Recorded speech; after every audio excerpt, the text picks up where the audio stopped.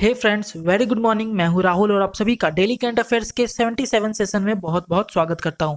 दोस्तों, जैसा कि आप सभी को पता है कि आज का डेट है 1 मई 2020 और आज के दिन का जितना भी इंपॉर्टेंट करंट अफेयर्स बन सकता था वो सारा इंपॉर्टेंट करंट अफेयर्स मैं आप लोग के लिए लेके आ चुका हूँ। और हाँ दोस्तों, हम लोग आज जितने भी क्वेश्चंस के बारे में डिस्कस करने वाले हैं तो उसके पीछे जो भी इंपॉर्टेंट फैक्ट्स रहेंगे उसको भी मैं साथ ही साथ कवर करता चलूंगा। अगर आप चाहते हो कि आज के क्लास के पीडीएफ को आप डाउनलोड करना तो उसके लिए डिस्क्रिप्शन बॉक्स में आपको लिंक भी प्रोवाइड कर दिया गया है। और यकीन मानिए, जो हमारा ये पीडीएफ है काफ़ी फायदेमंद आपको पहुंचा सकता है आपके एग्जाम के अंदर में, क्योंकि इसके अंदर में मैं जितने भी इंपॉर्टेंट फैक्ट्स होते हैं उस क्वेश्चन से रिलेटेड वो सारा इंक्लूड कर देता हूं। और ये पूरा पीडीएफ मैं खुद बनाता हूं, तो हो सकता है कहीं पर टाइपिंग मिस्टेक हो तो उसको प्लीज आप लोग थोड़ा इग्नोर करके चलिएगा। दूसरी बात, अगर आप चाहते हो इसी तरह वीडियोस आपको मिलते रहें तो उसके लिए आप क्या करो, सबसे पहला काम आप ये करना है कि चैनल को सब्सक्राइब करो और बेल के आइकन को प्रेस कर लो, ताकि जो भी वीडियोस हमारे चैनल पे अपलोड की जाए उसकी नोटिफिकेशन आपको सबसे पहले मिल जाए। चलिए स्टार्ट करते हैं हम लोग सबसे पहले क्वेश्चन के साथ। हमारा आज का सबसे पहला क्वेश्चन ये है कि हाल ही में किस देश ने पुरुषों की विश्व मुक्केबाजी चैंपियनशिप 2021 कितना, तो पहले कौन सा, ये देखो, वर्ल्ड बॉक्सिंग चैंपियनशिप 2021 की बात हो रही है। इसकी मेजबानी कौन गवा दिया है, यानी कि अब जो है इसकी मेजबानी कौन नहीं करेगा। तो आपके ऑप्शंस यहाँ पर दिए हुए हैं और इसका बिल्कुल सही आंसर बी यानी कि भारत। हमारे देश ने विश्व मुक्केबाजी चैंपियनशिप 2020 की मेजबानी का जो मौका था वो गवा दिया है। वो ऐसा क्यों हुआ है तो वो भी मैं आपको समझाता हूँ। ठीक है, देखो, ये ऐसा इसलिए हो पाया क्योंकि आपको पता है कि किसी भी वर्ल्ड लेवल पे जो भी गेम होती है तो उसकी मेजबानी के लिए आपको कुछ मेजबानी की फीस जमा करनी पड़ती है, होस्टिंग फीस जमा करनी होती है। और वो होस्टिंग फीस हमारे देश भारत ने जमा नहीं करवा पाया, तो जिसके कारण से हमारे देश के हाथ से वर्ल्ड बॉक्सिंग चैंपियनशिप 2021 का जो मौका था वो हमारे देश ने गवा दिया है। ठीक है, अब देखो, यहाँ पर इंपॉर्टेंट बात ये आती है कि अब हमारा देश भारत जब नहीं करेगा इसकी मेजबानी तो अब कौन करने वाला है। तो याद रखिएगा इसका नाम, क्योंकि अब इंपॉर्टेंट हो गया है आपके एग्जाम के लिए। याद रखिएगा कि वर्ल्ड बॉक्सिंग चैंपियनशिप 2021 की अब जो होस्टिंग करने वाला है वो देश है सर्बिया। कौन? तो सर्बिया अब इसकी होस्टिंग करने वाला है। ये चीजें आपको याद रखनी है। ठीक है, चलिए, और मैं आपको कुछ इंपॉर्टेंट चीज बताता हूं, वो भी आपको ध्यान रखना है। जैसे कि विश्व मुक्केबाजी चैंपियनशिप 2019, ये इंपॉर्टेंट है, ये कहां हुआ था, क्योंकि आपसे ये भी एग्जाम में क्वेश्चन पूछे जा सकते हैं। तो याद रखिएगा कि रसिया के अंदर में ये मुक्केबाजी चैंपियनशिप हुआ था 2019 का। अब आपसे ये भी पूछा जा सकता है कि एशिया मुक्केबाजी चैंपियनशिप 2019 का कहां हुआ था, तो ये थाईलैंड के अंदर में हुआ था, थाईलैंड बैंकॉक के अंदर में हुआ था। तो ये भी आपको याद रखना है। अब दोस्तों देखो, यहाँ पर हमारे देश भारत का बात हुआ कि इसने गवाया है, तो आपसे एक क्वेश्चन बार बार जो है मैं चाहता हूं कि आपसे पूछूं और आपको वो चीज याद हो जाए। जैसे कि हमारे देश के अंदर में राष्ट्रपति आप सभी को पता है कि रामनाथ कोविंद जी हैं। आपको ये बताना है कि ये कितनवें नंबर के राष्ट्रपति हैं, और आपको कमेंट बॉक्स के अंदर में ये बताना है कि उपराष्ट्रपति कितनवें नंबर के हैं। ठीक है, तो मैं देखो, मैं दो बता देता हूँ, एक आपको सर्च करना, अगर याद नहीं है तो, अगर याद है तो आपको ये बताना है, क्योंकि आप सर्च करोगे तो आपको याद हो जाएगा, अगर याद है तब तो आपका रिवीजन हो जाएगा। पहला बात, राष्ट्रपति जो हमारे देश के अभी हैं रामनाथ कोविंद जी, याद रखिएगा ये 14वें नंबर के हैं, यानी कि 14th नंबर के ये हमारे अभी मौजूदा राष्ट्रपति हैं। दूसरा जो है आपको प्रधानमंत्री यानी कि प्राइम मिनिस्टर जो है ये भी याद रखना है। प्राइम मिनिस्टर आप, जैसा कि आप सभी को पता है कि नरेंद्र मोदी जी हैं, ये हमारे देश के 15वें प्राइम मिनिस्टर हैं। कितने? 15वें प्राइम मिनिस्टर। तो ये भी आपको पता होना चाहिए। अब आपको कमेंट बॉक्स में ये डालना है लिख करके कि उपराष्ट्रपति जो है हमारे देश के अभी कितनवें नंबर के हैं। ठीक है, AIBA का फुल फॉर्म क्या होता है, तो इंटरनेशनल बॉक्सिंग एसोसिएशन होता है, जिसका फॉर्मेशन 1946 में हुआ। और इसका हेडक्वार्टर कहाँ है, तो लुसाने स्विट्जरलैंड के अंदर में इसका हेडक्वार्टर हो सकता है आपके एग्जाम के लिए जो है ये पूछा जा सकता है आपके एग्जाम के अंदर में। तो इस कॉन्टेक्स्ट में आप याद रखिएगा कि AIBA का हेडक्वार्टर कहाँ है, तो लुसाने स्विट्जरलैंड के अंदर में। ठीक है, चलिए अब हम लोग बढ़ते हैं हमारे अगले प्रश्न की ओर। अगला प्रश्न हमारे आज के दिन का ये है कि एशियाई विकास बैंक, जिसको हम लोग ADB भी बोलते हैं, ने बताया है कि उसने कोरोना वायरस महामारी के खिलाफ लड़ाई में मदद के लिए किस देश को लगभग 11,370 करोड़ रुपए ऋण यानी कि लोन देने की मंजूरी दे दी है। आपके ऑप्शंस यहाँ पर दिए हुए हैं और आप सभी को पता होना चाहिए कि इसका बिल्कुल सही आंसर कौन होगा, तो भारत होगा। हमारा देश भारत को ADB ने 11,370 करोड़ रुपए की मंजूरी दे दी है। और आपको मैं बता दूं ये एक तरह का ऋण है यानी कि लोन है, और जैसे ही हमारे देश के अंदर में ये महामारी खत्म हो जाती है तो फिर ये धीरे धीरे जो है इसे भारत को ये पैसे जो है लौटानी पड़ेगी ADB को। अब देखो, एक और इंपॉर्टेंट सवाल है जो मैं आपको यहाँ पर बताना चाहता हूँ और आप लोग को पता भी होना चाहिए। यहाँ पर बात हुई है ADB की। ठीक है, तो ADB को आपको पता होना चाहिए, सबसे पहली बात ये कि इसका मुख्यालय कहाँ है। तो आपको पता होना चाहिए इसका मुख्यालय कहाँ है, तो मनीला फिलीपींस के अंदर में इसका मुख्यालय, जो कि मैंने लिख भी दिया है, हो सकता है आपको याद ना हो तो मैंने लिख दिया, और रिवीजन के लिए भी जो है जरूरी है ये चीजें। फॉर्मेशन इसका कब हुआ, तो 1966 के अंदर में इसका फॉर्मेशन हुआ है। अभी एडीबी के सदस्य कितने हैं, तो 68 सदस्य हैं एडीबी के, तो ये भी आपको चीजें याद होनी चाहिए, ठीक है। अब देखो यहां पर बात उठती है क्या कि कितने देने का फैसला किया है, तो 11,370 करोड़ रुपए। लेकिन मैं आपको बता दूं कि ये संभावना जताई जा रही थी कि ये जो पैसा है ये इतना नहीं, इससे भी ज्यादा दिया जाएगा। यानी कि कितना दिया जाएगा, तो करीबन आपका 16,500 करोड़ रुपया देने की बात की गई थी। यानी कि एक तरह से कह सकते हो कि ये भरोसा जताया था एडीबी ने कि हमारे देश को ये 16,500 करोड़ जो है देगी, जो कि करीबन कितना था, तो मैंने आपको करंट अफेयर्स में बताया भी था, 2.2 बिलियन देने का जो है ये भरोसा जताया था। लेकिन इसने दिया कितना है, तो ये आप देख लीजिए, याद है अभी आपको होगा, मैंने अभी आपको बताया 11,370। ये तो अब आप रट जाओ, ठीक है, कि इतना जो है एडीबी ने पैसा दिया है, करोड़ रुपए। अब देखो कुछ दिन पहले ही वर्ल्ड बैंक ने भी पैसा दिया है इंडिया को, कितना, तो याद रखिएगा $1 बिलियन जो है दिया है। तो आप इसको याद रखिएगा, इस कॉन्टेक्स्ट के अंदर में हो सकता है आपसे क्वेश्चन बन सकता है, पूछा जा सकता है एग्जाम में कि वर्ल्ड बैंक ने कितना दिया, एडीबी ने कितना दिया, तो ये सारी चीजें आपको याद होनी चाहिए। अब मैं आपको बता दूं एक और इंपॉर्टेंट बात कि एडीबी के जो प्रेसिडेंट है वो कौन है, ये भी बहुत इंपॉर्टेंट है, क्योंकि अगर एडीबी की बात करें तो एडीबी के प्रेसिडेंट के बारे में कैसे हम लोग भूल सकते हैं। तो देखो मैंने यहाँ लिख दिया है, एडीबी के प्रेसिडेंट जो है असाकावा जो है प्रेसिडेंट है एडीबी के अभी मौजूदा, तो ये भी आपको याद रखना है, ठीक है। अब देखो हमारे देश के अंदर में जैसा कि आप देख सकते हो कि कोरोना वायरस की जो पॉजिटिव केसेस के नंबर्स है वो धीरे धीरे बहुत ज्यादा बढ़ती जा रही है, और अभी मौजूदा हालात देखो तो करीबन 30,000 जो है ये पहुंचने वाला है, ठीक है। और 30,000 पहुंचने में इसको टाइम भी नहीं लगेगा, जैसा हमारी देश के अंदर में जो लोगों की मानसिकता है। आपको पता है कि लोगों को नहीं समझ में आ रहा है क्यों जो है उन्हें बार बार बताने की जरूरत पड़ रही है कि आप लॉकडाउन के अंदर में रहें, आप बाहर ना निकले, जो कि हमारे मैक्सिमम स्टेट के अंदर में जो है अभी लॉकडाउन की स्थिति है, और बहुत सारे डिस्ट्रिक्ट्स के अंदर में भी लॉकडाउन की स्थिति है। अगर हम लोग बात नहीं मानेंगे गवर्नमेंट की, तो ऑब्वियस सा बात है कि ये केसेस जो है और देखने को आगे मिलेंगे, ठीक है। तो प्लीज अपने घर में रहें, स्टे सेफ, और स्टडी जो है अपने घर में ही रह के करें, ये ज्यादा बेनिफिशियल होने वाला है। चलिए अगले प्रश्न की ओर बढ़ते हैं। आई होप सो कि मैंने उसके अंदर में जितनी भी इंपॉर्टेंट चीजें थी वो मैंने आपको क्लियर कर दी है।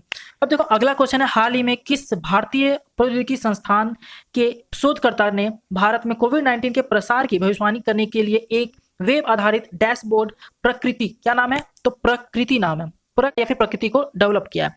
आपके ऑप्शंस यहाँ पर दिए हुए हैं, और इसका बिल्कुल सही आंसर ए यानी कि आईआईटी दिल्ली है।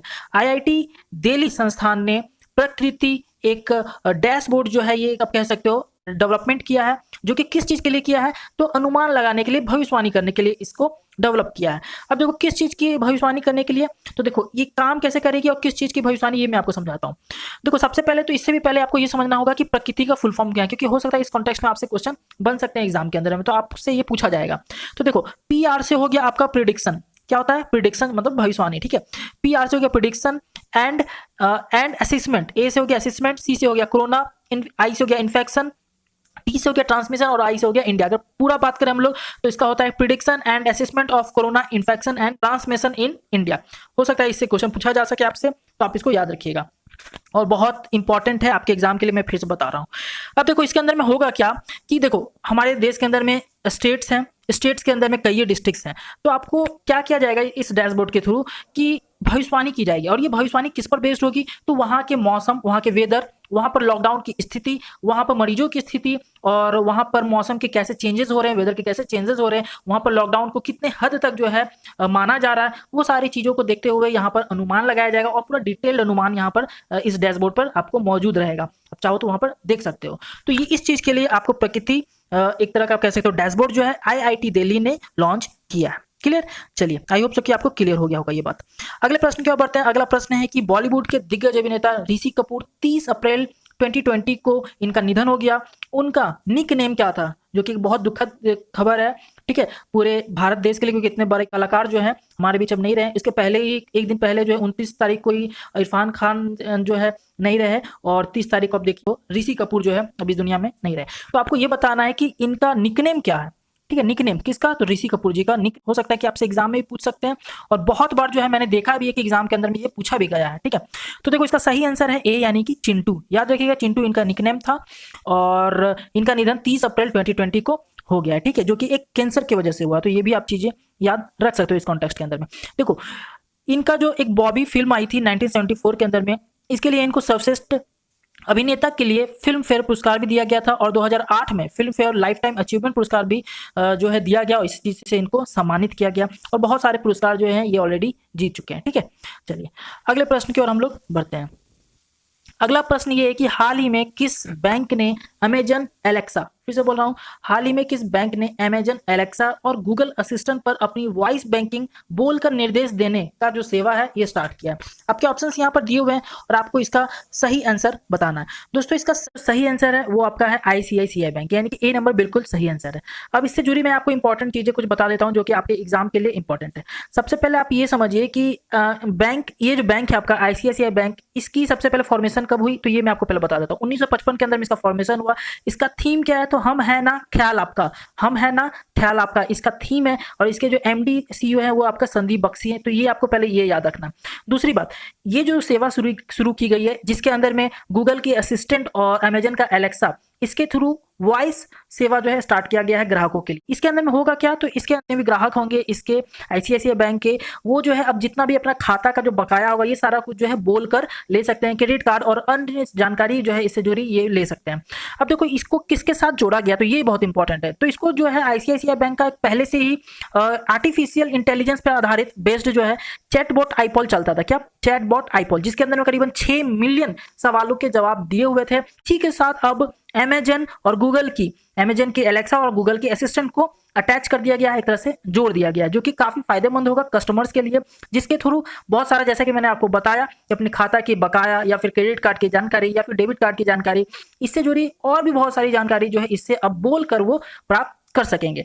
अब देखो यहाँ पर ऑप्शन में आपको दिए हुए थे SBI bank, Canara bank, PNB bank. तो मैं आपको इनसे जुड़ी कुछ इंपॉर्टेंट चीजें बताता हूं। देखो अभी हाल ही में, पहले तो ये आप याद रखिएगा कि अभी हाल ही में एक आपका यूनियन बैंक के एमडी और सीईओ बनाए गए। किसके? तो यूनियन बैंक के अभी हाल ही में एमडी और सीईओ बनाए गए। किसको? तो विरूपाक्ष मिश्रा, फिर से बोल रहा हूं, विरूपाक्ष मिश्रा को यूनियन बैंक के एमडी और सीईओ बनाए गए। और हाल ही में एक और बैंक है जिसका नाम है आपका पीएनबी बैंक, यानी कि पंजाब नेशनल बैंक। इसके भी अभी हाल ही में एमडी और सीईओ बनाए गए हैं, वो है आपका एस मल्लिकार्जुन राव को इसके एमडी और सीईओ हाल ही में बनाए गए। तो ये दोनों भी चीज आपको करंट अफेयर से रिलेट करके याद रखिएगा।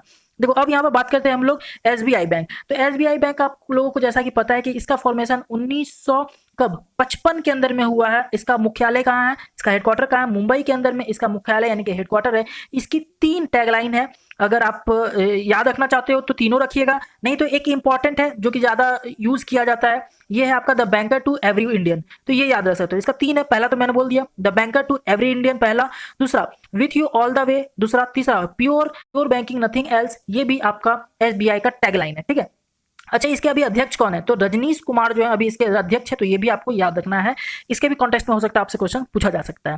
तो ये सारी चीजें मैंने आपको एसबीआई से बता दी। अब कैनरा बैंक की भी हम लोग बात कर लेते हैं। तो आप सभी को पता होना चाहिए कि कैनरा बैंक बहुत इंपॉर्टेंट है। कैनरा बैंक का फॉर्मेशन 1906 के अंदर हुआ है, जबकि बेंगलुरु के अंदर में इसका मुख्यालय है और टुगेदर वी कैन इसका टैगलाइन है। और इसके लिंगम वेंकट प्रभाकर, कौन सा नाम फिर से बोलना? लिंगम वेंकट प्रभाकर। साथ ही साथ इस तरह से बोला कीजिए, आपको ये रिवीजन हो जाएगा और साथ ही साथ याद भी हो जाएगा। ये जो है अभी कौन है? तो कैनरा बैंक के एमडी और सीईओ है। अब बचा पीएनबी बैंक का, मैंने कि अभी आपको तुरंत बोल ही दिया था कि पीएनबी बैंक के जो अध्यक्ष है वो किसको बनाया गया? मल्लिकार्जुन राव को बनाया गया है। ठीक है, अब देखो इसका फॉर्मेशन अगर याद करना चाहते हो तो 1894 के अंदर में फॉर्मेशन हुआ है। नई दिल्ली के अंदर में इसका हेडक्वार्टर है। और the name you can bank upon, फिर से the name you can bank upon, इसका जो है क्या है? इसका टैगलाइन है। ठीक है, तो ये सारी चीजें आपको याद रखनी है, जितना भी मैंने आपको इन बैंकों से जुड़ी चीजें बताई है सभी इंपॉर्टेंट है। कुछ भी एग्जाम में आपसे क्वेश्चन पूछा जा सकता है। अगला क्वेश्चन है कि संयुक्त राष्ट्र में भारत का अस्थायी प्रतिनिधि हाल ही में किसे नियुक्त किया गया है? किसका प्रतिनिधि की बात हो रही है? तो संयुक्त राष्ट्र के प्रतिनिधि की बात हो रही है। किसको आपको हाल ही में नियुक्त किया गया है? तो इसका याद रखिएगा आप कि टीएस तिरुमूर्ति, सी नंबर बिल्कुल सही है, टीएस तिरुमूर्ति को संयुक्त राष्ट्र में भारत का अस्थायी प्रतिनिधि नियुक्त किया गया। अब आपसे मैं अगर ये पूछ दूं क्वेश्चन कि इससे पहले कौन थे, तो आपको घबराना नहीं है और इसका बिल्कुल सही जवाब ये देना है, सैयद अकबरुद्दीन की जगह पर ये आए हैं। अगर आपको ये पूछा जाए कि इनको कब नियुक्त किया गया, तो आप याद रखिएगा कि विदेश मंत्रालय ने टी.एस. त्रिमूर्ति को 29 अप्रैल 2020 को इनको संयुक्त राष्ट्र का अस्थायी प्रतिनिधित्व नियुक्त किया है। तो ये सारी चीजें आपको याद रखनी है, ठीक है। चलिए अगले प्रश्न के चलते हैं। अगला प्रश्न है कावेरी जल प्रबंधन क्या? तो कावेरी जल प्रबंधन प्राधिकरण, जिसको CWMA के नाम से भी जाना जाता है, अब आधिकारिक तौर पर किस मंत्रालय के अधीन आने वाली है? ठीक है, आपके ऑप्शन यहाँ दिए हुए हैं, इसका बिल्कुल सही आंसर ए यानी कि जल शक्ति मंत्रालय के अंदर में अब कावेरी जल प्रबंधन प्राधिकरण जो है अब आने वाला। अब देखो यहाँ पर मैं समझने की बात ये है कि यहाँ पर किस नदी की बात हो रही है। यहाँ पर बात हो रही है किसका? तो कावेरी नदी की बात हो रही है। तो देखो कावेरी नदी का जो है आपको पता है कि इसका डिस्प्यूट चल रहा है और किन के बीच चल रहा है। उससे पहले हम लोग ये समझते हैं कि इसका जो ये जो कावेरी नदी ये निकलता कहाँ से, उद्गम कहाँ से? देखो तला कावेरी जो आपके कर्नाटक के अंदर में, जैसा कि आप देख सक रहे हो यहाँ पर, यहाँ से इसका उद्गम होता है और फिर इस तरह से चलते हुए ये कहाँ आपका तमिलनाडु से होते हुए बे ऑफ बंगाल में जाकर गिर जाता है। तो ये आपका पूरा जो है यहाँ से कर्नाटक से स्टार्ट होकर तमिलनाडु में गिरता है। अब यहाँ पर डिस्प्यूट की जो बात हो रही है, यहाँ पर डिस्प्यूट किसके बीच बात हो रही है? तो यहाँ बात हो रही है आपका केरला, ठीक है, बोला जा रहा है कि केरला को भी इसका पानी मिलना चाहिए थोड़ा, कर्नाटक को, तमिलनाडु को और पुडुचेरी को, ठीक है। तो इनके बीच जो है डिस्प्यूट है और ये जो आपको किसके अंदर चला गया, तो यही बात किया जा रहा है इसके अंदर में। याद रखिएगा जल शक्ति मंत्रालय के अंदर में। अगर आपको जल शक्ति मंत्रालय अगर बोला जा रहा है तो आपको ये भी पता होना चाहिए कि जल शक्ति मंत्रालय के मंत्री कौन है। तो गजेंद्र सिंह शेखावत, इनका कॉन्स्टिट्यूंसी कौन सा है? तो जोधपुर संसदीय क्षेत्र है इनका, ये भी आपको पता होना चाहिए। इतनी सारी चीजें मैंने आपको बता दी हैं, आपको याद रखना है। अब अगर आपसे ये पूछ ले कि इससे पहले ये कहाँ था, तो आपको ये बता दूं कि इससे पहले ये जल संसाधन, नदी विकास और गंगा संरक्षण मंत्रालय के अधीन था, जो कि अब किसके अधीन आ गया है? तो जल शक्ति मंत्रालय के अधीन मतलब आ गया है, ठीक है। अब देखिए अगले प्रश्न की ओर बढ़ते हैं। अगला प्रश्न है किस मशहूर बैंकर ने हाल ही में भ्रष्टाचार रोधी निगरानी संस्था केंद्रीय सतर्कता आयोग CVC में सतर्कता आयुक्त के रूप में शपथ ग्रहण की है? किसके पोजीशन पे, किस पोस्ट पे? तो सतर्कता आयुक्त के रूप में शपथ जो है ग्रहण किया है। आपके ऑप्शंस यहाँ पर दिए हुए हैं और इसका बिल्कुल सही आंसर सुरेश एन पटेल यानी कि C नंबर बिल्कुल सही आंसर है।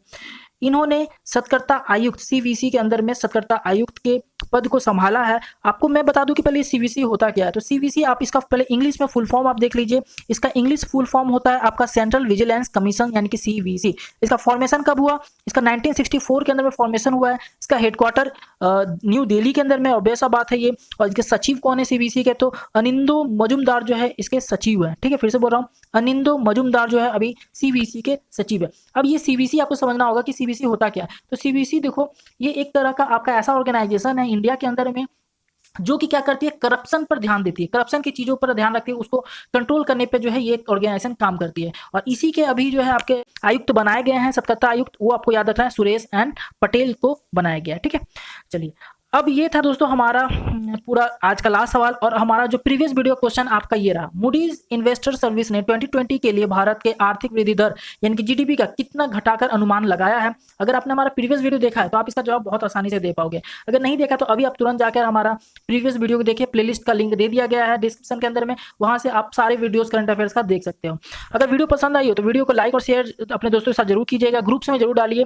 ग्रुप में डालने के बाद होता क्या है कि आपके दोस्त इसको देखेंगे और उनको भी सीखने को बहुत कुछ मिलेगा। और PDF अगर आपको डाउनलोड करनी है तो मैंने जैसा कि शुरू में ही बोल दिया, डिस्क्रिप्शन बॉक्स में लिंक प्रोवाइड कर दिया गया, वहां से आप डाउनलोड कर सकते हो। Thank you so much watching this video. मिलता हूं मैं आपको हमारे अगले वीडियोज में। जय हिंद।